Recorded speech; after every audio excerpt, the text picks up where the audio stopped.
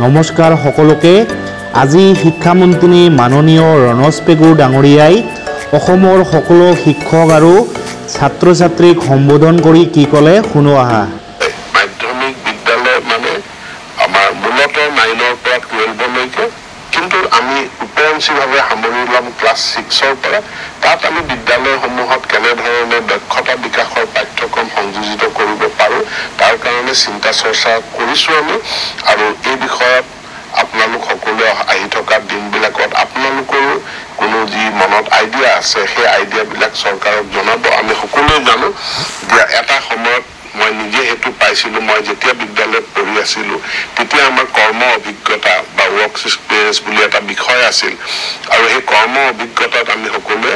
অংশগ্ৰহণ কৰিছিলো কিন্তু তাৰ পাছত কিবা এটা কাৰণত কৰ্ম অভিজ্ঞতাটোৰ বিকাশ নঘটিল সেইটো আমাৰ পাঠ্যক্ৰমৰ পৰা নাইকিয়া হৈ গ'ল কিন্তু এতিয়া আমি আমাৰ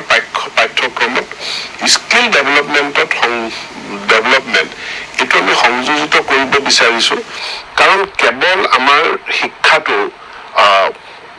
ডক্টৰ ইঞ্জিনিয়াৰৰ কাৰণে প্ৰস্তুতি পৰীক্ষাত কেন্দ্ৰীভূত হৈ থাকিলে আমি সফল হ'ব নোৱাৰিম কাৰণ সকলোৱে ডক্টৰ নহয় সকলোৱে ইঞ্জিনিয়াৰ নহয় আমাক বেলেগ বেলেগ ক্ষেত্ৰসমূহতো আমাক হিউমেন ৰিসোৰ্স বা মানৱ সম্পদ লাগে সেই মানৱ সম্পদ আমি কেনেধৰণে গঢ় দিম তাক আমি তাৰ কাৰণে আমাক পাঠ্যক্ৰম নিশ্চিতভাৱে লাগিব আজি ৰাতিপুৱা মোলৈ এজন ব্যক্তিয়ে এটা হোৱাটছএপ মেছেজ পঠাইছে স্যাৰ আজি স্কুল খুলিব 1 আগষ্ট গৰম বহুত বেছি গতিকে চৰকাৰে গৰম বন্ধটো 15 আগষ্টলৈকে আগুৱাই দিব নেকি বহু সময়ত বা আজি শ্ৰেণীসমূহ 7টা বজাৰ পৰা আৰম্ভ কৰিব নেকি তো স্কুলৰ টাইমিং লৈ পেলে গৰম বন্ধ লৈ পেলে বিভিন্ন ধৰণৰ সংবাদ বিভিন্ন স্থানৰ পৰা আহি থাকে এতিয়া প্ৰত্যেক জিলাৰ পৰিবেশ বেলেগ বেলেগ হয় কোনোবা জিলাত যদি ধুমুহা বৰষুণ হৈ আছে অন্য জিলাত ধুমুহা বৰষুণ নহবও পাৰে এতিয়া এখন জিলাত তাপমাত্ৰা বেছি হোৱাৰ কাৰণে গোটেই অসমত স্কুল বন্ধ কৰি দিয়াৰ কোনো যুক্তি নাথাকে গতিকে নিৰ্দিষ্ট এখন জিলাত কি পৰিবেশ হৈছে তাৰ পৰিপ্ৰেক্ষিতত স্কুল টাইমৰ হাল সলনি কৰিব লাগে সেই কৰ্তৃত্ব জিলা আয়ুক্তসকলক দিয়া আছে জিলা আয়ুক্তৰ লগত ইয়াৰ কাৰণে শিক্ষা বিভাগে গোটেই ৰাজ্যজোৰা এটা সিদ্ধান্ত নলয় ই জিলা সাপেক্ষ সিদ্ধান্ত এটা জিলা আয়ুক্তই গ্ৰহণ কৰিব ঠিক তেনেধৰণে প্ৰত্যেক বিদ্যালয়ত এছএমডিচি বা SMC school management and development committee বা স্কুল মেনেজমেন্ট কমিটি দিয়া হৈছে এতিয়া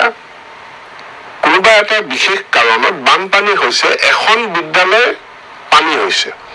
কিন্তু জিলাখনৰ সকলো বিদ্যালয়ত পানী হোৱা নাই সকলো বিদ্যালয়ৰ শ্ৰেণীকোঠাত পানী সোমোৱা নাই এতিয়া যিখন বিদ্যালয়ত শ্ৰেণীকোঠাত পানী সোমাইছে সেই বিদ্যালয়খন ছুটি দিয়া বা সেই বিদ্যালয়খনত সময়সূচী হাল সলনি কৰা বা দুদিনৰ কাৰণে বিদ্যালয়খন বন্ধ ৰখা এই সিদ্ধান্ত এছএমচিয়ে গ্ৰহণ কৰিব পাৰে এছএমডিচিয়ে গ্ৰহণ কৰিব পাৰে এখন বিদ্যালয়ত পানী সোমাইছে তাৰ কাৰণে জিলাখনৰ সকলো বিদ্যালয় ছুটি দিয়াৰ কোনো যুক্তি থাকিব নোৱাৰে আমি কিছুদিন আগত সকলো বিদ্যালয়ক এখন স্কুল ৰুল বুক দিছো মই অনুৰোধ জনাম সকলো বিদ্যালয় পৰিচালনা সমিতিয়ে আজিয়ে স্কুল ৰুল বুকখন উলিয়াই এবাৰ পঢ়ক স্কুল ৰুল বুকখনত স্কুলখন পৰিচালনা কৰাৰ সম্পৰ্কে সকলোবিলাক নীতি নিৰ্দেশনা দিয়া আছে গাৰ্জেন সকলকো অভিভাৱক সকলকো স্কুল ৰুল বুকখন পঢ়িবলৈ দিয়ক আনকি মই এইটো আবেদন জনাম যে 9ৰ পৰা যিখিনি মাধ্যমিক পৰ্যায়ৰ ছাত্ৰ ছাত্ৰী 9ম শ্ৰেণীৰ পৰা দ্বাদশ শ্ৰেণীলৈকে ছাত্ৰ ছাত্ৰীসকলে স্কুল ৰুল বুকখন সম্পৰ্কে জানিব লাগে এতেকে শিক্ষক শিক্ষয়িত্ৰীসকলে এটা ক্লাছ তেওঁলোকে বিশেষভাৱে স্কুল ৰুল বুকখন ক্লাছ 10ৰ ছাত্ৰ এজনে বা 11 য'ত আছে 11ৰ ছাত্ৰ এজনে পাঠ কৰি দিব আৰু বাকীসকলে তেওঁলোকক কথাখিনি মানে শিক্ষকে কথাখিনি বুজাই দিব কাৰণ স্কুল ৰুল বুকখনত স্কুলৰ ছাত্ৰ ছাত্ৰীৰ দায়িত্ব অভিভাৱকৰ দায়িত্ব শিক্ষক শিক্ষয়িত্ৰীৰ দায়িত্ব সকলোখিনি স্পষ্টভাৱে উল্লেখ আছে গতিকে বিদ্যালয় পৰিচালনা কৰাৰ ক্ষেত্ৰত স্কুল ৰুল বুকখন কাৰ্যকৰী কৰিবৰ কাৰণে মই আহ্বান জনাইছো আৰু মই বিশেষকে ছাত্ৰ ছাত্ৰী মাধ্যমিক ছাত্ৰ ছাত্ৰী সকলোকো মই অনুৰোধ জনাম যে স্কুল ৰুলবুকখন আপোনালোকেও পঢ়িব ইয়াত কেৱল আপোনালোকৰ মানে দায়িত্বৰ কথাই লিখা হোৱা নাই ইয়াত আপোনালোকৰ ছাত্ৰ ছাত্ৰীসকলৰ অধিকাৰৰ কথাটো লিখা আছে শেষত আমি কিছুদিন আগৰে পৰা আহ্বান জনাই আহিছো সকলো বিদ্যালয়ত প্ৰাক্তন ছাত্ৰ ছাত্ৰী সমিতি গঠন হ'ব লাগে যাক আমি এলুমনাই এছ'চিয়েশ্যন বুলি কওঁ এতিয়া প্ৰাক্তন ছাত্ৰ ছাত্ৰীসকলে তেওঁলোকৰ প্ৰচেষ্টাত স্কুলখনক ভাল কৰাৰ কাৰণে বহু ধৰণৰ ব্যৱস্থা গ্ৰহণ কৰিব পাৰে আমাৰ বিদ্যাঞ্জলি বুলি ভাৰত চৰকাৰৰ এটা পোৰ্টেল আছে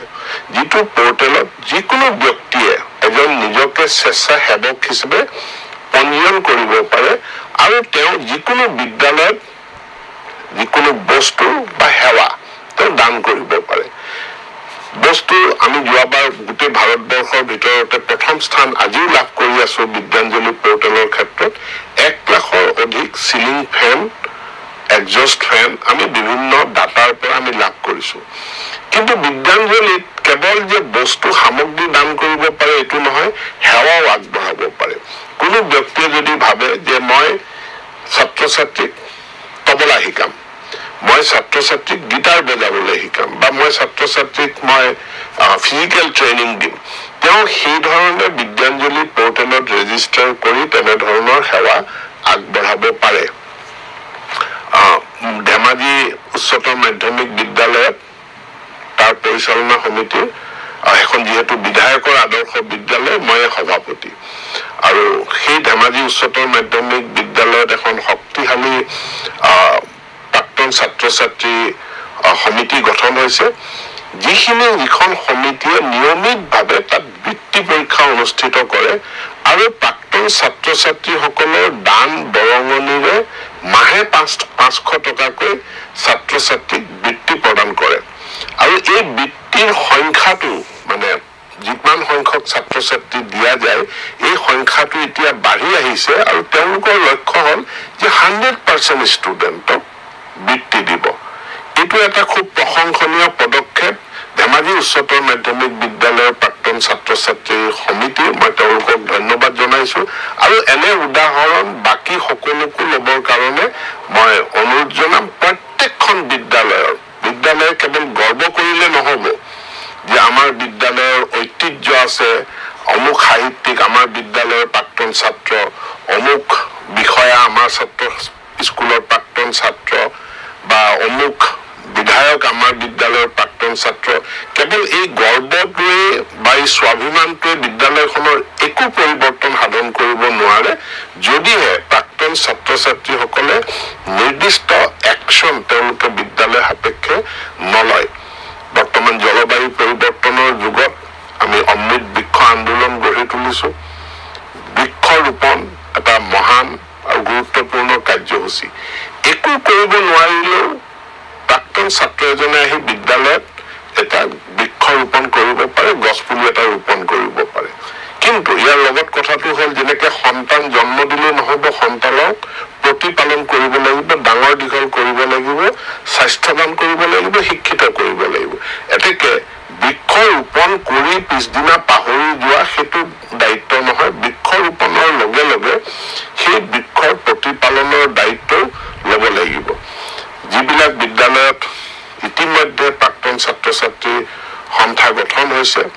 তাক আৰু শক্তিশালী কৰাৰ কাৰণে সকলোৱে ব্যৱস্থা ল'ব আৰু য'ত গঠন হোৱা নাই তাত গঠন কৰাৰ কাৰণে পদক্ষেপ ল'ব আৰু ইয়াক প্ৰাক্তন ছাত্ৰ ছাত্ৰীৰ সমাৰোহ বুলি এটা বছৰেকীয়া কাৰ্যসূচী সলনি ইয়াক নিৰন্তৰভাৱে বিদ্যালয়খনৰ উন্নয়নৰ কাৰণে বিদ্যালয়খনৰ প্ৰগতিৰ কাৰণে এই এলুমনাই এছ'চিয়েশ্যন বা প্ৰাক্তন ছাত্ৰ ছাত্ৰীসকলে যাতে তেওঁলোকৰ অৰিহণা আগবঢ়ায় তাৰ কাৰণে মই আহ্বান জনাইছো শিক্ষা বিভাগটো এটা বহল বিভাগ চৰকাৰখনৰ ওচৰত দায়িত্ব আছে প্ৰায় 45,000 বিদ্যালয় 48 লাখ মানে আধা কোটি ছাত্ৰ ছাত্ৰীক শিক্ষা দান কৰাৰ দায়িত্ব অসম চৰকাৰৰ ওপৰত ন্যস্ত আছে ইয়াক উন্নত কৰাৰ এই যি দায়িত্ব পালন ইয়াক আমি সুচাৰুৰূপে কৰাৰ কাৰণে চেষ্টা কৰি আছো কিন্তু তল ফালৰ পৰা অভিভাৱকৰ পৰা বিদ্যালয় পৰিচালনা সমিতিৰ পৰা আৰু প্ৰাক্তন ছাত্ৰ ছাত্ৰী সমিতিসমূহৰ পৰাও আমাৰ এই প্ৰচেষ্টাত তেওঁলোকেও সহায় সহযোগিতা আগবঢ়াই আমি যদি বিদ্যালয় শিক্ষাক আৰু শক্তিশালী কৰিব পাৰো উন্নত আমি কৰিব পাৰো তেনেহলে নিশ্চিতভাৱে অসম ভাৰতৰ 5খন শ্ৰেষ্ঠ ৰাজ্যৰ ভিতৰত এখন ৰাজ্য হিচাপে প্ৰতিষ্ঠিত হ'ব আৰু তাৰ কাৰণে মই আহ্বান জনাইছো পুনৰ সকলো ছাত্ৰ ছাত্ৰীলৈ অসম চৰকাৰৰ প্ৰতিশ্ৰুতি আপোনালোকৰ কাৰণে চৰকাৰখন দায়বদ্ধ আপোনালোকৰ পুষ্টিৰ কাৰণে পাঠ্যপুথিৰ কাৰণে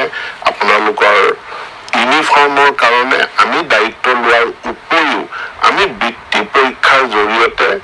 আমি প্ৰতিভাৱান ছাত্ৰ ছাত্ৰীসকলক ইনচেন্টিভ দিয়া তেওঁলোকক উদগনিমূলক সাহায্য দিয়াৰ কাৰ্যসূচীও গ্ৰহণ কৰিছো আৰু যিমানে ছাত্ৰ ছাত্ৰীসকল ওপৰৰ শ্ৰেণীলৈ গৈ থাকিব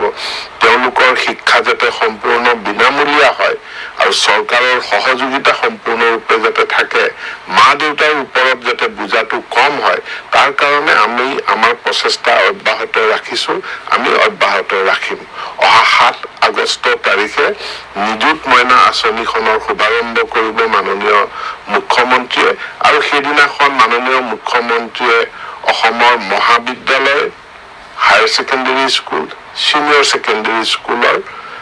ছাত্ৰীসকলক সম্বোধি তেওঁলোকে তেওঁৰ ভাষণ ৰাখিব আৰু সেই ভাষণটো মই সকলোকে শুনিবৰ কাৰণে আহ্বান জনাই আগন্তুক শিক্ষা বৰ্ষৰ বাবে পুনৰবাৰ মোৰ শুভেচ্ছা জ্ঞাপন কৰি মই মোৰ বক্তব্য